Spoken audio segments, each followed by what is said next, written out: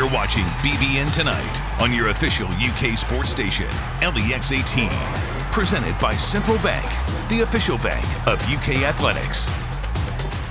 Welcome back to BBN Tonight. One of this season's returning faces for Kentucky's Big Blue Wall is junior guard Kenneth Horsey. And as part of our exclusive one-on-one interviews with UK football, Eli Gaines sat down with the big man.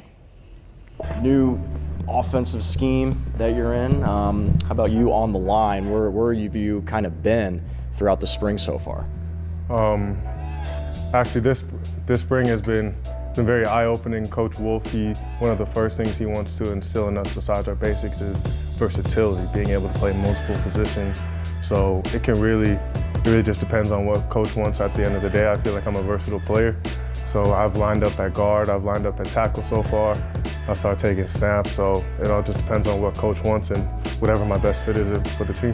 Has it been kind of a difficult transition to try and do that, or do you feel like that's sort of been a natural thing with you? No, I feel like it's more sort of a natural thing. Obviously, there's different details and techniques that you have to work out between each position, but I feel like that I'm versatile enough to tackle any position that's necessary for us to win games.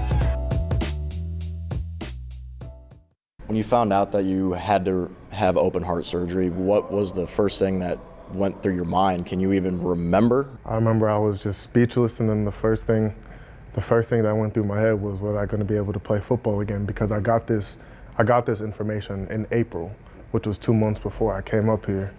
So it was just something unexpected, something that there was no symptoms for, something that we didn't see, that I couldn't have seen coming.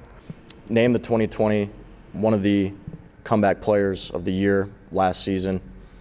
Let's go back to that, just what that meant to you and what it meant to just get back on the football field, Kenneth. It was definitely a blessing to be able to win that award. I feel like if I'm able to use my platform to help anybody who's going through the situation or through a similar situation, if I can use my platform to reach any of those people and let them know that if they can just keep working, stay on their path and just trust God, trust their faith, that anything is possible. So I just want to be a constant reminder of that, no matter what. How hard was the comeback journey for you? Honestly, it was probably the hardest thing I've ever done in my life. But like I said, I had God on my side. I had my teammates with me. I had my coaches to support me, and I had a training staff that was with me every step of the way. So there was no times where I just felt stuck. I always felt like there was always something, like somebody around here that would help me lift me up, and one of those people was definitely Coach Schlarman. RIP to him, we think about him every day. That was one of the things he taught us. Just having that attitude of coming in, dropping your lunch pail and just getting ready to work every day, no matter anything that's going on outside of here. Once you step in here, you're no more, you're just a football player. You don't have to worry about anything else from the outside.